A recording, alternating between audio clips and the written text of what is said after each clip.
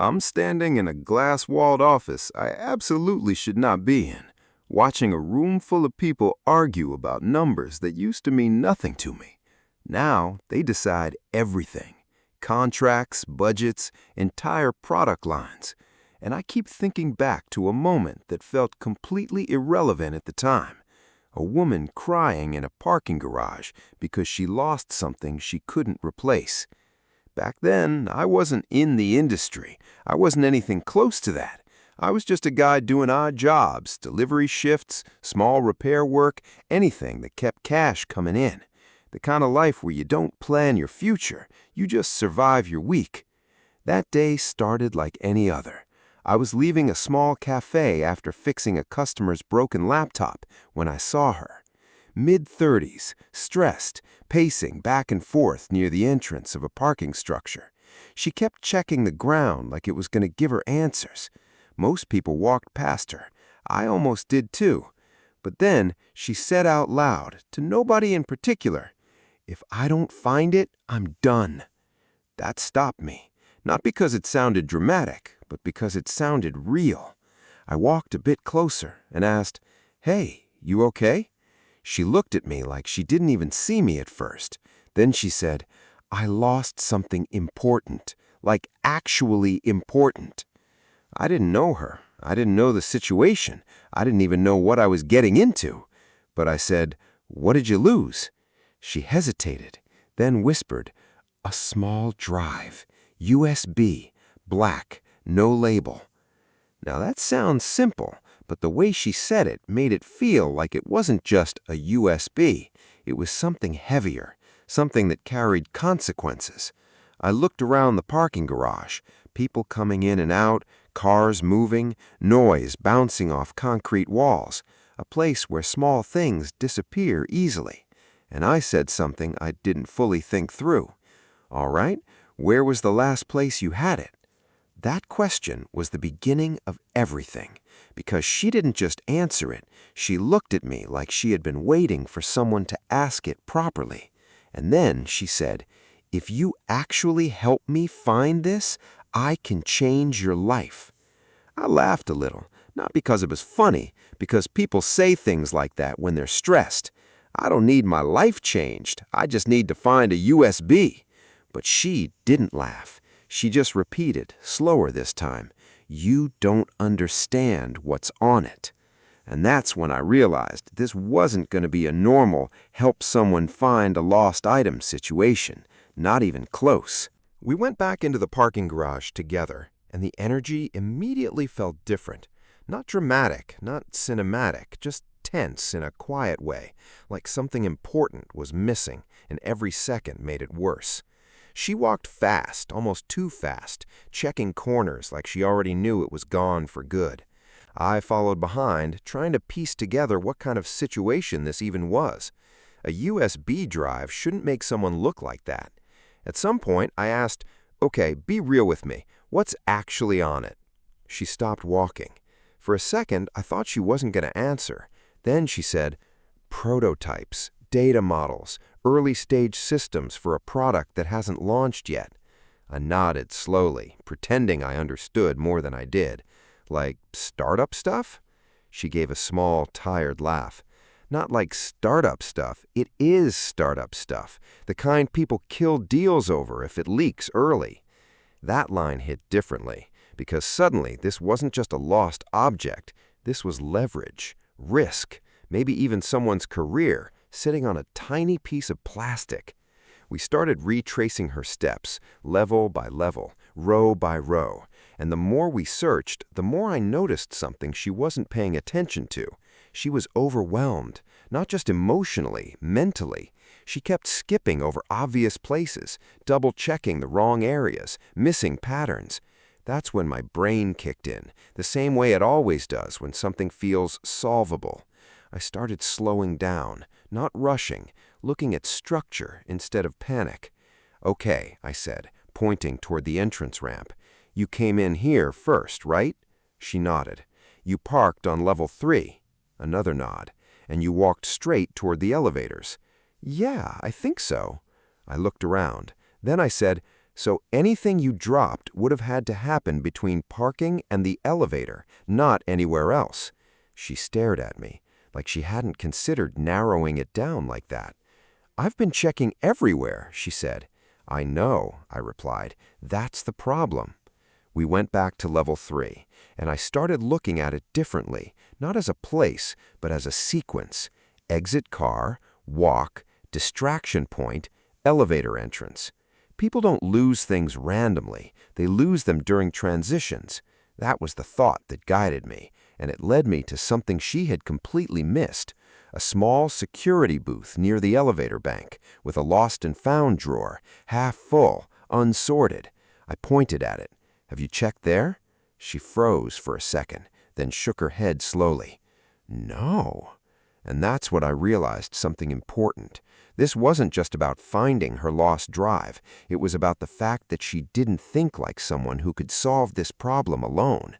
She was used to building things, not recovering them. And I had a feeling that gap between those two mindsets was about to matter a lot more than either of us expected. The security guard didn't look impressed when we approached the desk. He was mid-scroll on his phone, barely paying attention until she spoke. "I think I lost a USB drive here earlier today." That's when he finally looked up. Not at her first, at me, like I was part of the problem somehow. He leaned back in his chair and said, "We get a lot of important USB drives. You got to be more specific than that." She tried to explain, but her voice was shaky, so I stepped in. "Level 3 parking, near the elevators," I said. "Probably dropped during transition. Any chance anything got turned in from that area in the last hour or two?" He raised an eyebrow. "You work here?" "No." "Then why are you talking like you do?" I shrugged. "Just trying to narrow it down." He stared at me for a second, then sighed like I was adding work to his life. Finally, he opened the drawer. It wasn't organized at all, just a chaotic mix of keys, wallets, cables, random cards, and small forgotten things people never come back for. And that's when she got quiet. Not hopeful quiet, nervous quiet, because now it was real. If it wasn't there, it wasn't going to magically appear later. We started going through it together, slow, careful, item after item. And I noticed something about her the longer we searched. She wasn't just stressed about the item, she was scared of what losing it meant. At one point she whispered, almost to herself, "If this is gone, the whole thing collapses." That's the first time I felt it too, the weight of it. I didn't know her world, but I understood systems enough to recognize that sentence. One missing piece, and everything downstream breaks. Then I saw it. A small black USB drive tucked between a set of old keys. No label, just like she said. I picked it up, looked at it for a second, and said, "Is this it?" Her eyes locked onto it instantly. She didn't even speak at first, just grabbed it like she was afraid it would disappear again if she blinked too hard. Then she exhaled, long, shaky, relieved. "Yeah," she said quietly, "that's it." The guard waved us off like he wanted the whole situation gone from his life. But she didn't move, not immediately. She just stood there holding it like it was heavier than it looked.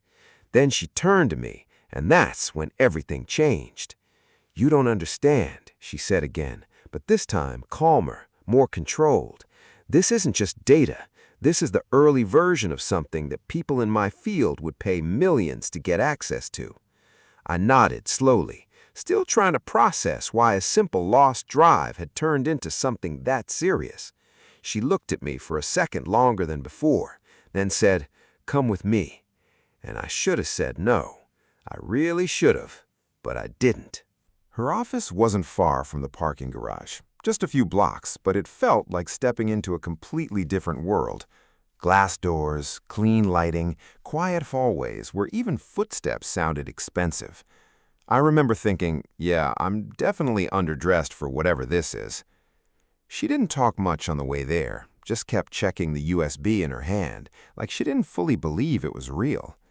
When we got inside, she finally relaxed a little. Not fully, just enough to breathe normally again. She plugged the drive into a laptop without saying a word. The screen lit up. Folders, subfolders, names I didn't understand, charts, models, early-stage frameworks. It looked like a language I hadn't learned yet, but could somehow feel was important. She noticed me watching. "You probably don't get any of this," she said.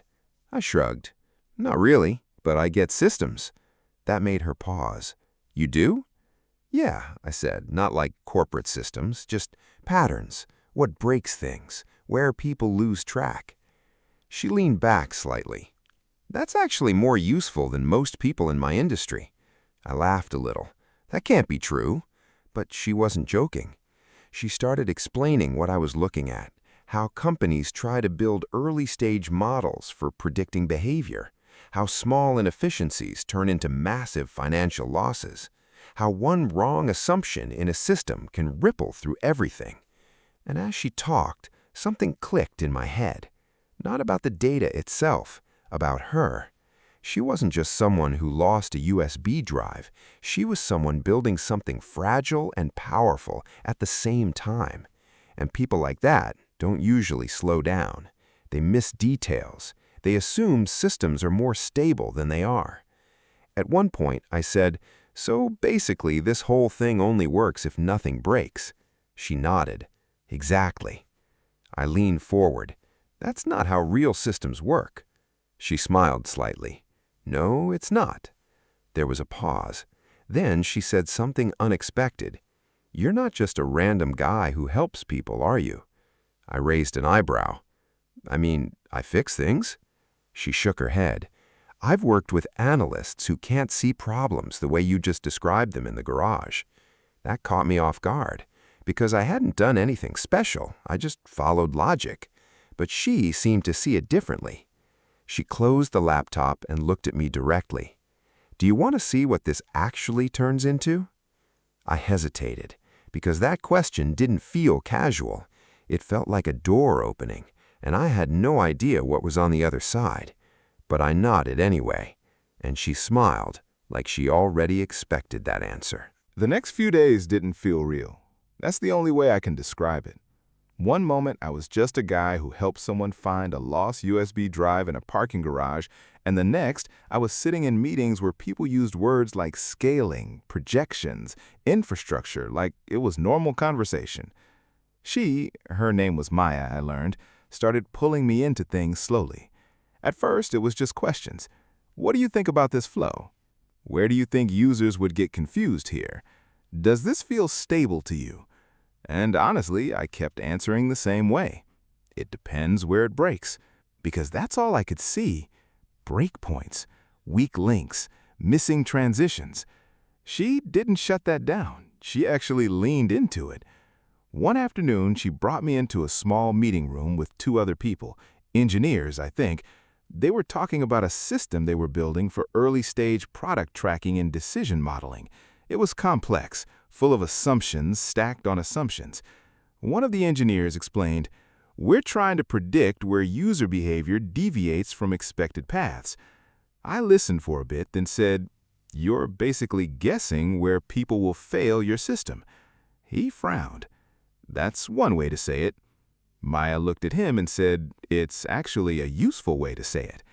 That surprised me, because she wasn't defending me just to be nice. She was paying attention. After the meeting, she walked me out into the hallway. "You know what's funny?" she said. "What?"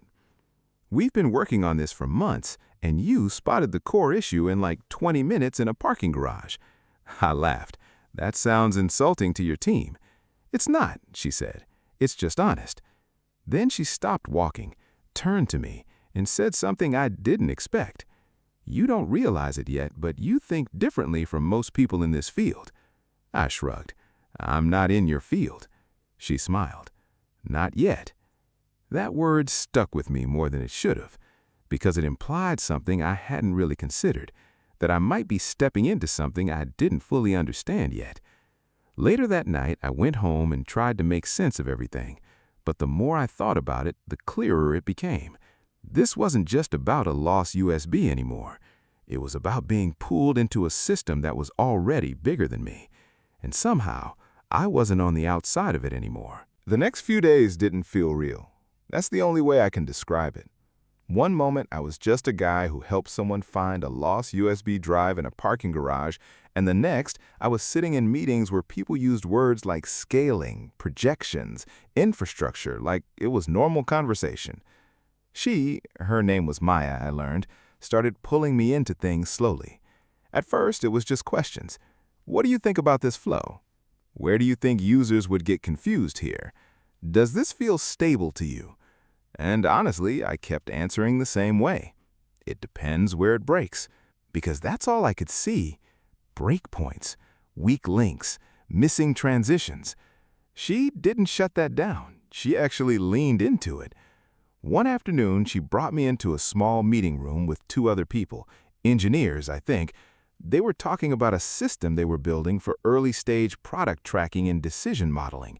It was complex, full of assumptions stacked on assumptions. One of the engineers explained, "We're trying to predict where user behavior deviates from expected paths." I listened for a bit, then said, "You're basically guessing where people will fail your system." He frowned. "That's one way to say it." Maya looked at him and said, "It's actually a useful way to say it." That surprised me, because she wasn't defending me just to be nice. She was paying attention.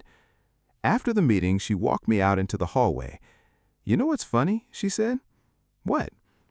"We've been working on this for months, and you spotted the core issue in like 20 minutes in a parking garage." I laughed. "That sounds insulting to your team." "It's not," she said. "It's just honest." Then she stopped walking, turned to me, and said something I didn't expect. "You don't realize it yet, but you think differently from most people in this field." I shrugged. "I'm not in your field." She smiled. "Not yet." That word stuck with me more than it should have, because it implied something I hadn't really considered, that I might be stepping into something I didn't fully understand yet. Later that night, I went home and tried to make sense of everything, but the more I thought about it, the clearer it became. This wasn't just about a lost USB anymore.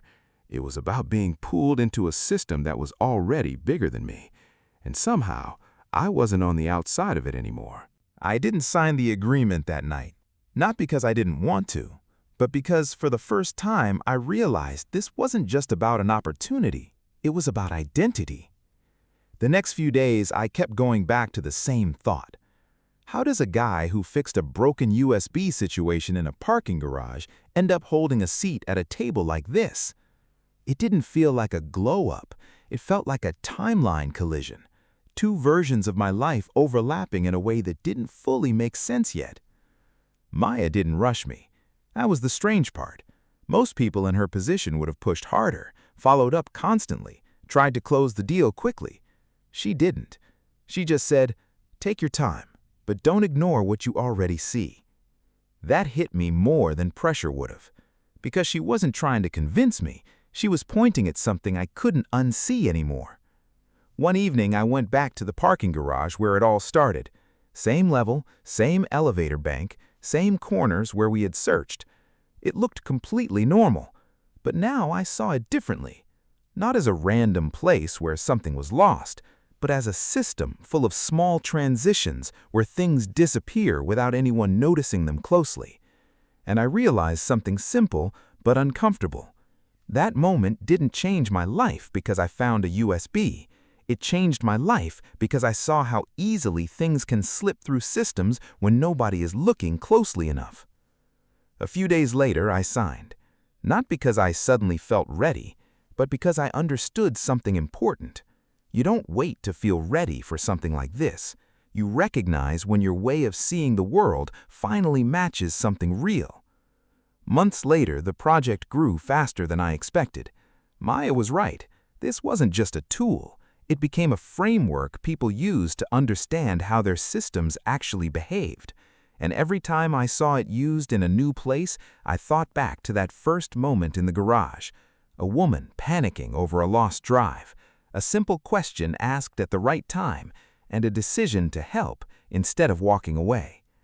Looking back now, I don't think the story was ever really about the USB, or even about the system we built after. It was about the moment I stopped treating small problems like they didn't matter, and realized they were usually the beginning of something much bigger than they looked. Before you go, hit that like button and subscribe for more unbelievable stories just like this one. See you in the next story.